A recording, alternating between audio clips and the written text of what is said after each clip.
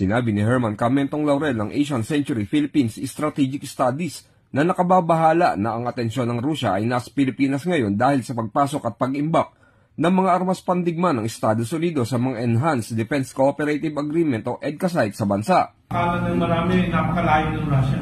Abot po yan. Kaya nag-react na po si President Putin at si Foreign Minister Lavrov ng Russia na nasa crosshairs na ng Pilipinas. So, kailangan na bigyan po natin ng pansin po ito, tayo mga mamamayan, kasi ayaw po mabigyan ng gobyerno ng seryosong pansin po ito. Ang pahayag ay binigay ni Mentong sa isang pulong balitaan matapos maglabas ng pahayag ang Chinese Embassy na malinaw na ginagamit ika ng Estados Unidos sa mga EDCA sites sa Pilipinas para makialam sa internal affairs sa pagitan ng China at Taiwan. Kaugnay nito, nagbabala ang China na hindi ito natatakot na gumamit ng puwersa at ikasa ang lahat ng opsyon